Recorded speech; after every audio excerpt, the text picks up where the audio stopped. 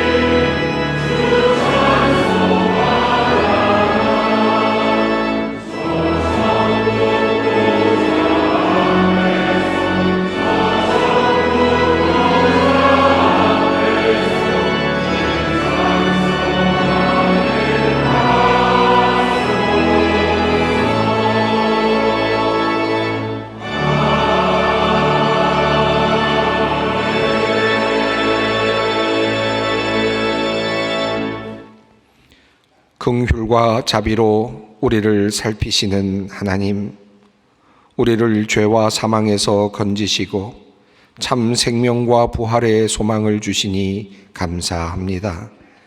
주님께서 우리의 죄로 인하여 죽으시고 우리를 살리시기 위하여 부활하셨음을 믿음으로 고백합니다.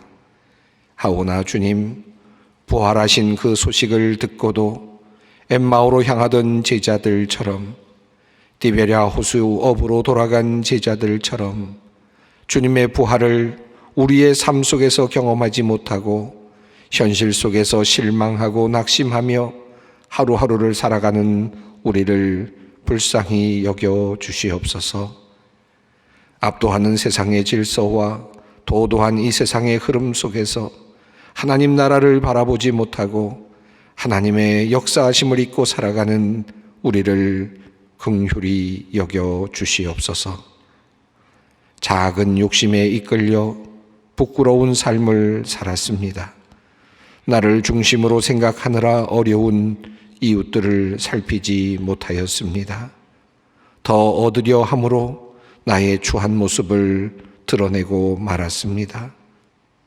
용서받았음에도 용서하지 않으며, 거저받았음에도 나누지 않으며, 사랑받았음에도 감사하지 않는 우리를 용서하여 주시옵소서. 주님, 아직도 옛사람의 모습에서 벗어나지 못하고 참 생명과 부활의 삶을 살지 못하는 우리를 불쌍히 여겨 주시옵소서.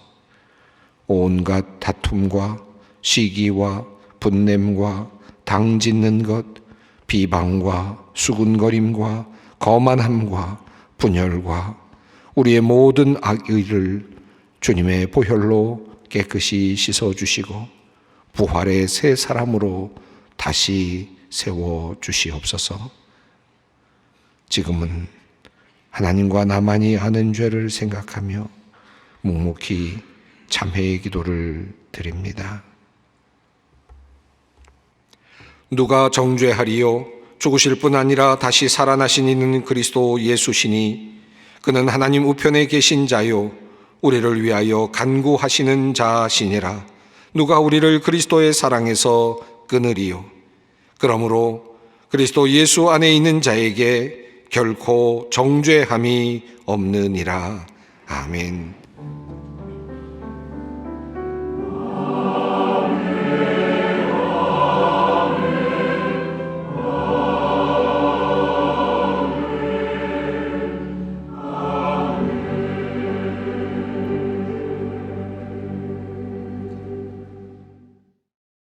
오늘 우리에게 주시는 하나님의 말씀은 신약성경 누가복음 17장 1절로 4절 말씀입니다. 누가복음 17장 1절로 4절 말씀입니다. 이 계시의 말씀을 봉독할 때 살아계신 하나님의 음성을 들으실 수 있기를 바랍니다.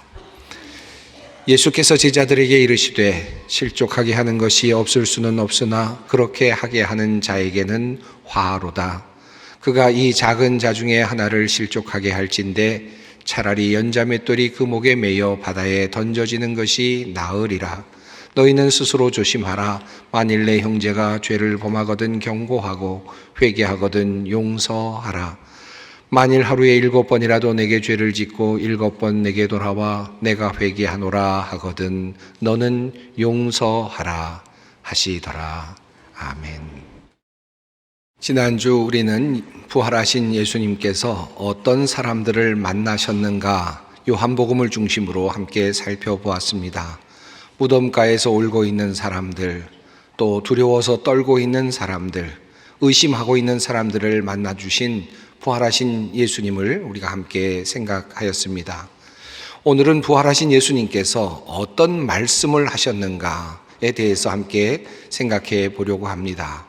물론 부활하신 후에 주님께서 여러 말씀을 하셨지만 그 중에서도 용서와 관련된 말씀을 함께 나누려고 합니다. 이미 지난주에 말씀을 드렸던 것처럼 부활하신 예수님께서는 이제 부활하신 후에 저기를 가지고 사람들을 만나지 않으셨습니다. 빌라도라든지 또는 그를 해친 많은 사람들을 만나실 수 있었겠지요. 바리새인들과 서기관들, 그토록 그를 괴롭혔던, 예수님을 괴롭혔던 그런 사람들을 찾아 만나시고 그들을 징계하실 수도 있었을 것입니다. 십자가에 자기 자신을 손에 못을 박은 그런 군인들도 찾아가서 또한 책망하실 수도 있었을 것입니다. 그러나 주님께서는 그렇게 하지 않으셨습니다. 도리어 예수님께서는 이미 십자가에 달리실 그때에 이미 모든 사람들을 용서하시는 말씀을 하셨고 부활하셨을 때는 어떤 적이나 어떠한 분노를 가지고 계시지 않으셨습니다. 요한복음에 따르면 예수님께서는 두려워 떨고 있는 제자들에게 나타나시죠.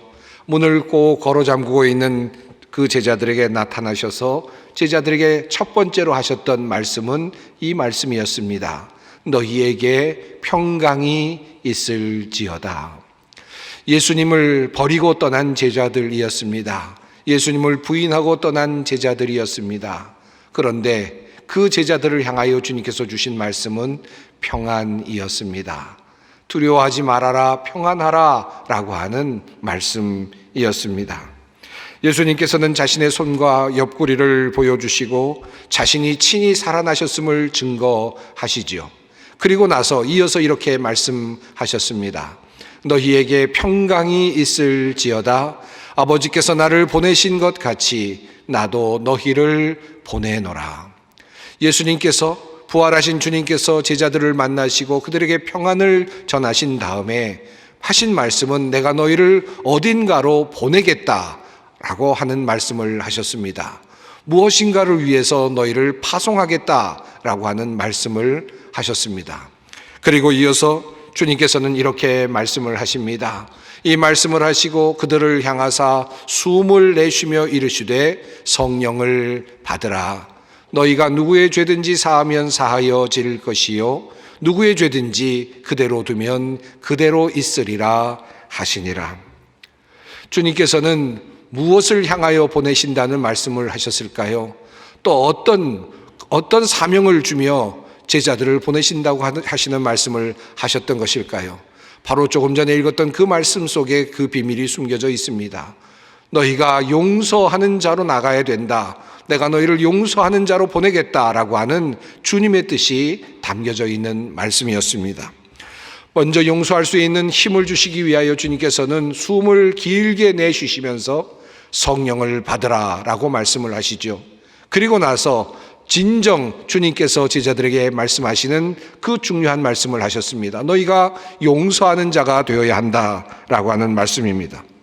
아마도 예수님께서는 제자들이 예수님과 똑같이 고난을 받게 되고 결국은 죽음으로 몰려갈 것이라는 사실을 알고 계셨던 것 같습니다. 이제 그들에게 남은 것은 바로 용서라는 사실을 제자들에게 알려주고자 하셨던 것입니다. 기독교는 용서의 종교라고 그렇게 알려져 있습니다. 여러분, 용서라는 것 참으로 신비한 어떤 것이라는 생각이 종종 듭니다. 용서는 어떤 것입니까?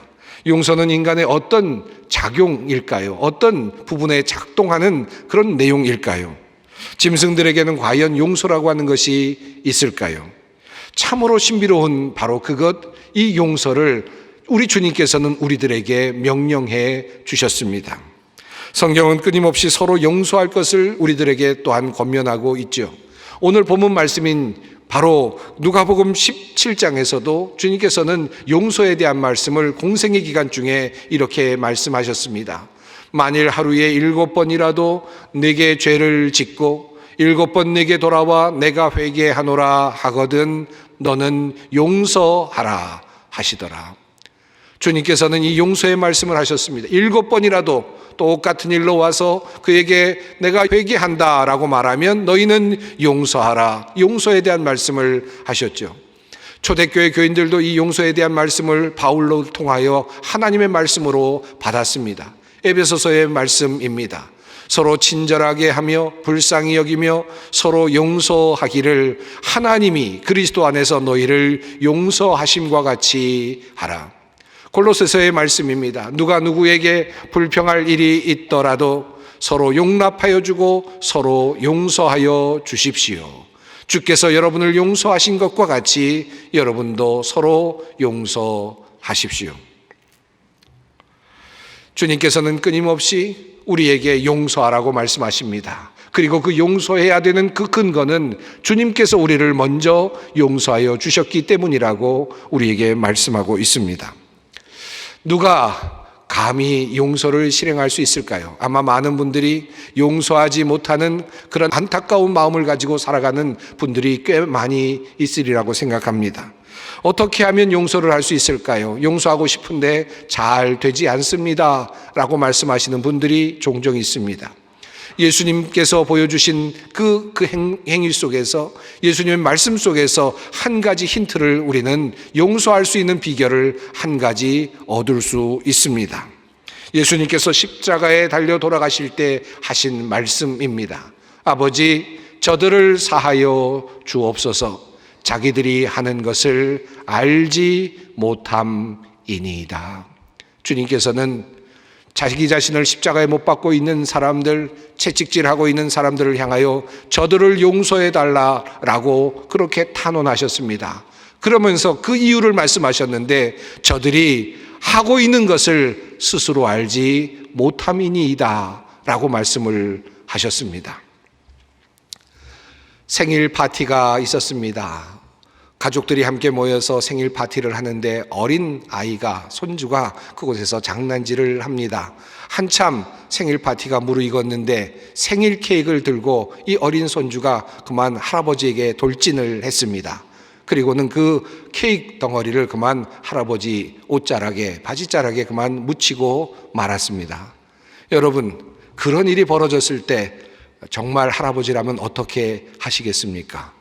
벌떡 일어나서 아이를 야단치시겠습니까? 호되게 꾸중을 하시겠습니까? 아니면 때리시겠습니까? 뛰쳐나가시겠습니까? 만약에 그렇게 하시는 분이 있다면 치매 초기에 해당될 수 있습니다.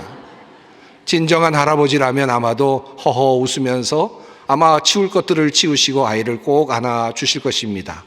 왜 손주를 그렇게 안아줄 수 있습니까? 그 아이가 잘 모르고 하고 있기 때문이죠. 아직 깨닫지 못한 상태에서, 좌우를 분별하지 못하는 상태에서 저지른 일이기 때문입니다.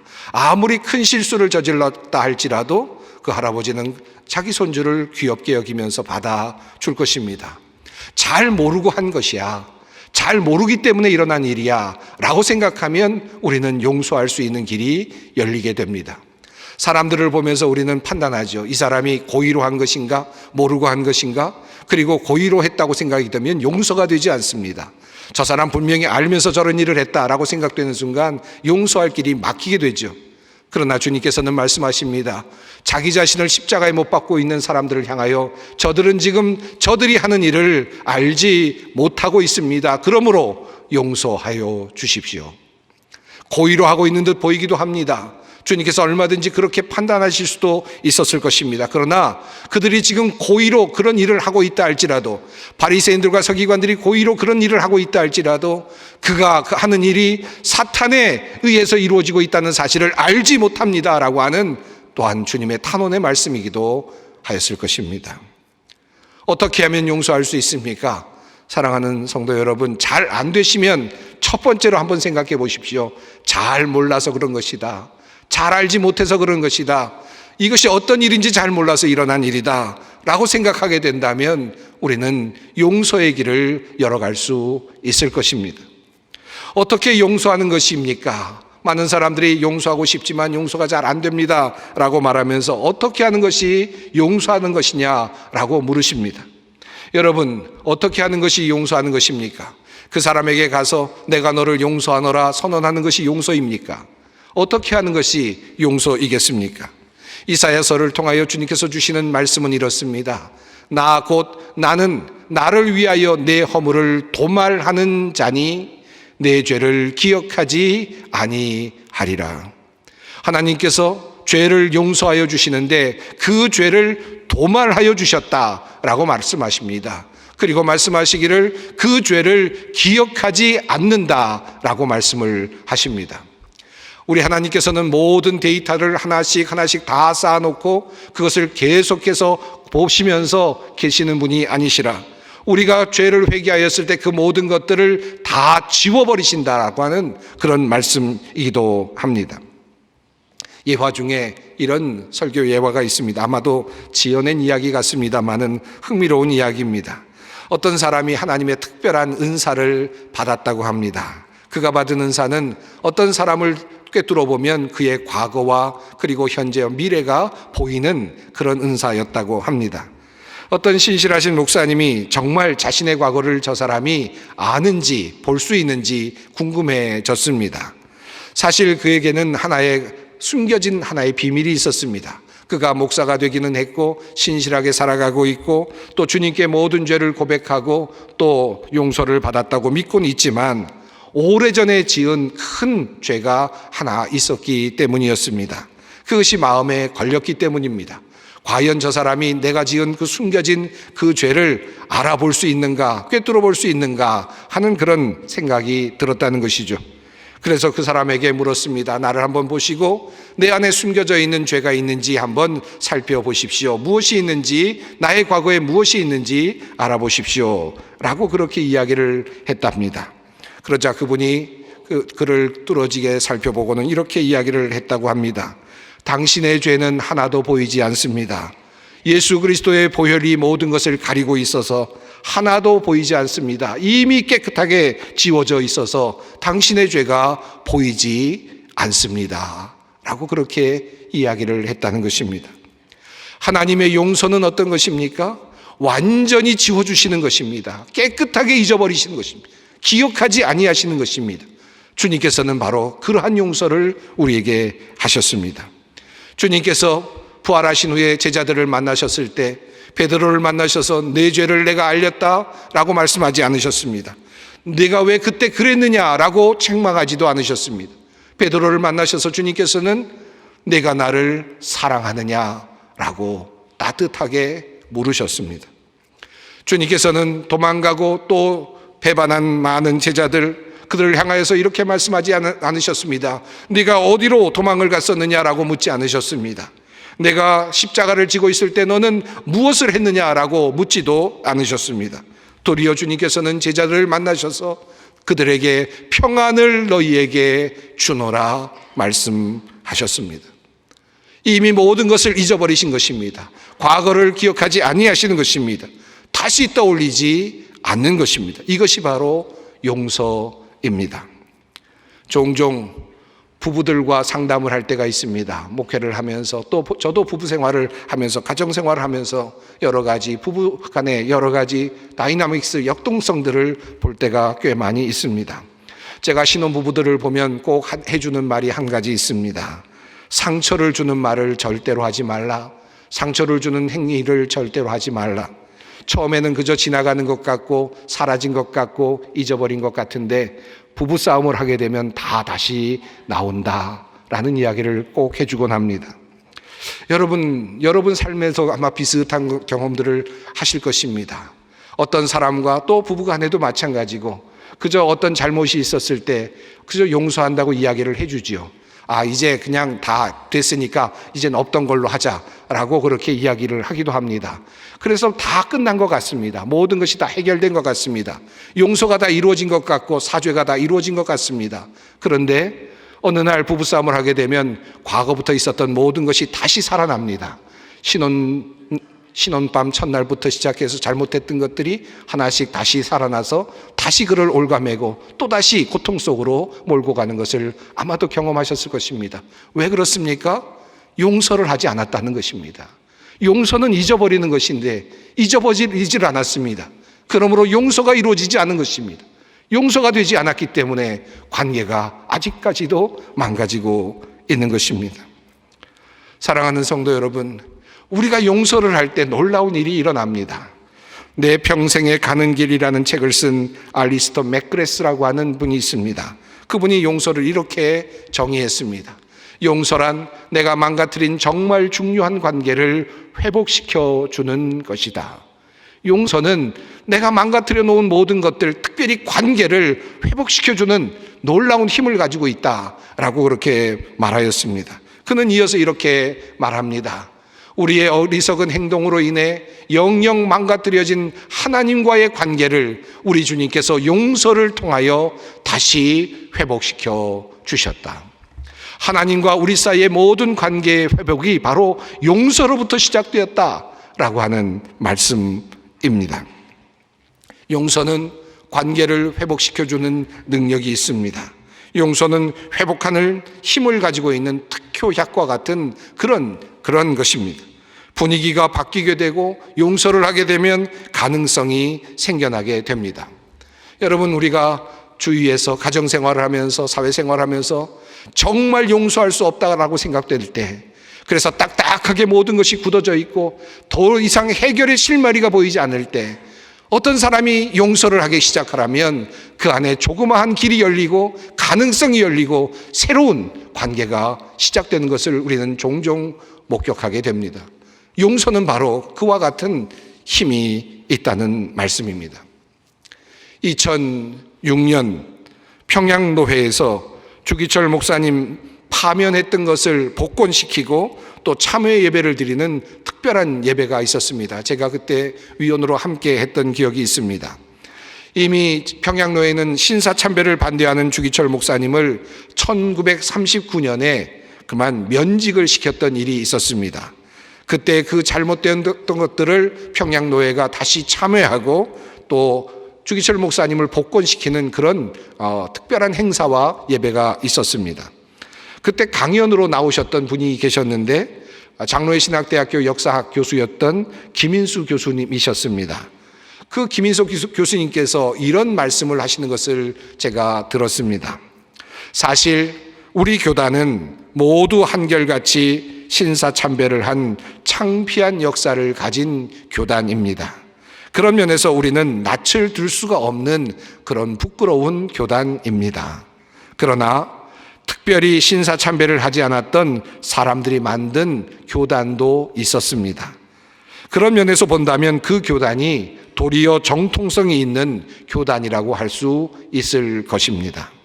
하지만 그 교단은 작은 교단이 되었고 한국 교회에서 큰 역할을 감당하지 못하는 그런 교단이 되고 말았습니다. 그 이유가 무엇일까요? 그들에게는 용서의 정신이 없었습니다. 신사참배를 한 사람들을 정죄하면서 결코 그들을 받아들일 수 없다고 주장했지요. 그리고 그들을 결코 끝까지 받아들이지 않았습니다. 그들은 그런 면에서 순결은 유지했지만 용서가 없었기에 그들은 보다 큰 주님의 일을 감당할 수 없었던 것입니다. 저는 그 교수님의 평가가 제 마음속에 깊이 들어왔습니다. 요즘에도 많은 사회적 운동들이 또 여러 방면에서 이루어지고 있습니다. 정의라고 하는 표제가 있고요. 평화라고 하는 표제가 있습니다. 정의를 이루기 위하여, 평화를 이루기 위하여 많은 사람들이 노력합니다. 그런데 그 정의를 이루기 위한 그 방법이 분노이고, 때로는 증오이고, 때로는 나눔이고, 때로는 분열일 때가 있습니다. 그 방법으로는 결코 정의에도 평화에도 도달할 수 없습니다. 우리 주님께서 보여주신 사랑과 용서의 방식이 아니고는, 그 방법이 아니고는 우리는 진정한 정의와 평화에 도달할 수 없습니다. 정의와 평화라고 하는 그 목적지에 도달할 수 없다는 말씀입니다. 기독교인이 된다는 것은 어떤 것입니까? 다른 사람들은 어떻게 살든지 상관없이, 그럼에도 불구하고 우리는 용서하는 삶의 방식을 택하고 살아가는 사람들입니다.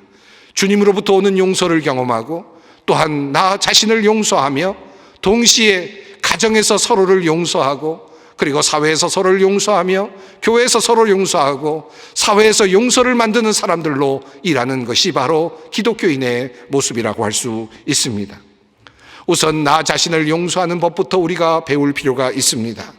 많은 사람들이 나 자신과 좋은 관계를 갖지 못하고 서로 힘들게 살아갑니다. 내면에 있는 것과 나 자신과 나의 사이에서 힘든 싸움을 하고 있는 갈등 속에 살아가는 사람들이 참 많이 있습니다. 내 자신을 내가 용서하지 못하는 사람들이 꽤 많이 있습니다.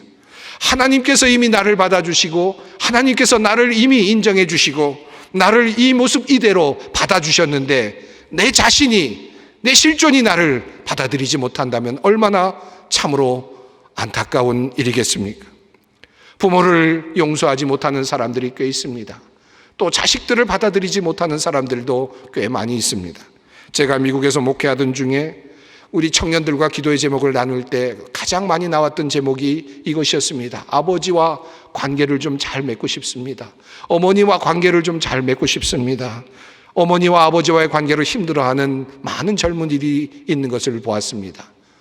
부모님들이 유학 비용도 내주시고 많은 보조도 해주시고 열심으로 그렇게 도와주고 계시는데도 아버지와 아들과의 관계가 뒤틀어지고, 그리고 어머니와 딸과의 관계가 뒤틀어지는 모습들을 저는 너무나도 많이 보았습니다.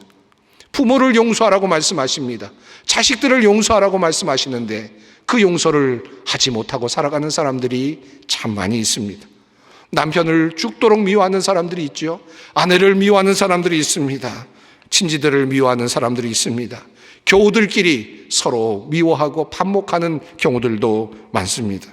미워하는 순간 관계는 깨어지고 회복될 길이 없습니다. 용서를 통해서만 관계가 세워지고 새로운 가능성이 일어나게 됩니다. 사랑하는 성도 여러분, 주님께서 우리를 용서하셨듯이 우리는 용서해야 할 것입니다. 어느 목사님에게 한 부부가 찾아왔습니다.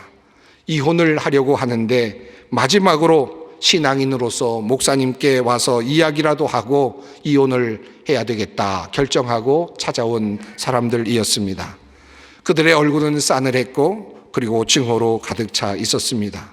과거에 있었던 서로의 잘못들을 얼마든지 나열하고 증명할 태도였습니다. 그리고 이제 그들은 이렇게 말을 합니다. 목사님, 저희들 정말 이혼하지 않으려고 모든 것을 다 해보았습니다. 할 수 있는 것 다 해보았습니다. 모든 것 다 시도해보았지만 이제 어쩔 수 없어서 이렇게 이혼하려고 왔습니다. 이렇게 이야기를 했습니다. 그때 목사님께서 이렇게 대답을 하였답니다. 한 가지 아직 시도하지 않은 것이 있습니다. 용서를 해보신 적이 있습니까?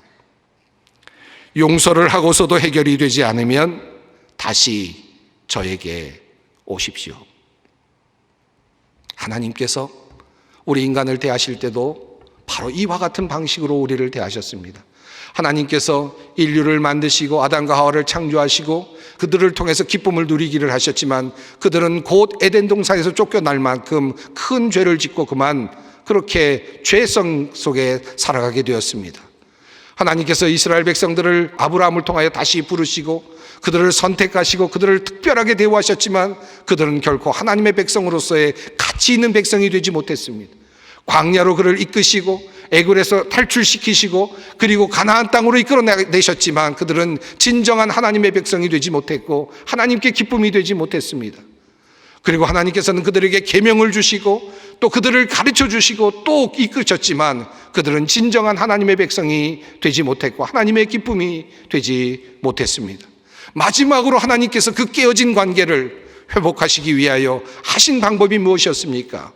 예수 그리스도를, 당신의 아들 예수 그리스도를 이 땅에 보내시고 그분을 통하여 십자가에 달려 돌아가시게 함으로 무조건적인 용서를 베풀어 주시기로 작정한 것입니다. 이것이 바로 하나님의 방법이었습니다. 마지막까지 풀리지 않았던 하나님과 인간과의 관계가 예수님께서 이 땅에 오셔서 십자가를 지시고 용서하시는 그 사죄의 은총을 통하여 마침내 하나님과 인간과의 관계가 풀려나게 되었던 것입니다. 사랑하는 성도 여러분, 우리는 지금 부활 주간을 보내고 있습니다. 부활 주일에 기쁨의 50일을 지금 보내고 있는 중입니다. 부활에 우리가 참여한다. 부활의 능력에 우리가 참여한다. 부활이라고 하는 것을 우리는 종종 말합니다. 여러분, 부활에 참여한다라고 하는 것이 무엇일까요?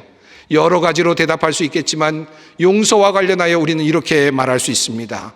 이제 예수님과 함께 나의 모든 옛자를 못 받고 이제 새로운 사람으로 태어나는 것인데 그 새로운 사람이 바로 용서할 수 있는 능력을 가진 사람으로, 용서하는 사람으로 다시 태어나는 것, 이것이 바로 부활 신앙이라 할 수 있습니다. 용서를 하면 어떤 일이 일어납니까? 용서는 살리는 능력이 있습니다. 용서에는 무엇인가 살려내는 힘이 있습니다. 분노와 살인은 죽음으로 우리를 몰고 갑니다. 그러나 용서는 우리를 살립니다. 나만 살리는 것이 아니라 모두를 살리고 공동체를 살리고 그리고 관계를 만들어내고 가정을 살려냅니다. 예수께서 용서하심으로 베드로를 다시 불러내셨고 제자들을 다시 불러내셨습니다. 예수님께서는 제자들에게 가셔서 내가 너희를 용서하노라 라는 말씀 한마디도 하지 않으셨지만 내가 나를 사랑하느냐라는 그 말씀으로 그를 다시 받아주셨고 내 양을 먹이라라는 그 말씀으로 베드로를 다시 원위치로 세워주셨습니다. 용서가 있을 때 그 안에 평강이 찾아오게 됩니다. 용서의 결과는 평강, 평화입니다. 그러므로 주님께서는 용서에 대한 말씀을 하시면서 늘 그 옆에 이 말씀을 함께 하셨습니다. 너희에게 평강이 있을지어다. 용서의 그 자리에 평강이 있습니다. 골로새서는 이렇게 말씀합니다. 그리스도의 평화가 여러분의 마음을 지배하게 하십시오. 평화가 있는 것입니다. 용서의 자리에 평화가 있는 것입니다. 사랑하는 성도 여러분, 어떤 분들은 이렇게 말씀하실지 모릅니다. 저도 용서하고 싶습니다. 정말 용서하고 싶었는데 정말 잘 되지 않았습니다. 이렇게 아마 깊이 한탄하는 분들이 있을지 모르겠습니다. 다시 요한복음으로 돌아가 봅니다. 예수님께서 이렇게 말씀하십니다. 이 말씀을 하시고 그들을 향하사 숨을 내쉬며 이르시되 성령을 받으라. 너희가 누구의 죄든지 사하면 사하여질 것이요 누구의 죄든지 그대로 두면 그대로 있으리라 하시니라. 예수님도 아셨습니다. 제자들이 성령을 받지 않고는 진정 용서하는 자가 될 수 없다는 사실을 주님께서는 이미 알고 계셨습니다. 그래서 주님께서는 긴 숨을 내쉬시면서 말씀하시기를 성령을 받으라 말씀하신 것입니다. 성령을 우리가 기다리는 이유는 바로 용서하는 능력을 주님으로부터 받기 위함입니다. 우리가 지금 부활절기를 보내고 있습니다. 그리고 부활절기의 마지막에 성령 강림주일이 오게 됩니다. 그 성령 강림주일을 기다리는 이유가 무엇입니까? 예수님께서 부활하셔서 우리에게 보여주신 이 용서의 삶, 용서하는 삶을 우리가 살아내기 위하여 우리에게 필요한 바로 그 성령을 우리는 기다리는 것입니다. 사랑하는 성도 여러분, 분노와 성냄 증오는 결코 우리를 행복하게 해주지 못하고 평화로 이끌지 못합니다. 용서를 통하여 평강의 길이 열립니다. 용서를 통하여 생명의 길이 열릴 것입니다. 주님께서 말씀하십니다. 너희에게 평강이 있을지어다. 기도하겠습니다. 사랑의 하나님, 우리의 죄를 용서하시기 위하여 십자가에 달리시고 부활하신 주님을 찬양합니다. 부활하신 주님께서 우리에게 맡기신 그 소명 마음에 새깁니다. 용서하는 자로, 용서를 통하여 이 땅에 하나님의 나라를 세워가는 주님의 제자들로 살아가게 하옵소서. 용서를 통하여 가정을 살리고 용서를 통하여 교회를 살리며 사회를 살리는 주님의 자녀들 되게 하여 주시옵소서. 예수님의 이름으로 기도드립니다. 아멘. 영원한 언약의 피를 흘려서 양들의 위대한 목자가 되신 우리 주 예수를 죽은 사람들 가운데서 이끌어내신 평화의 하나님이 여러분을 온갖 좋은 일에 어울리게 다듬질해 주셔서 주님의 뜻을 행하게 하여 주시기를 빕니다. 또 하나님께서 예수 그리스도로 말미암아 우리 가운데 주께서 기뻐하시는 바를 이루시기를 빕니다. 우리 주 예수 그리스도의 은혜와 하나님의 사랑과 성령의 교통하심이 너희 무리와 함께 있을지어다. 아멘.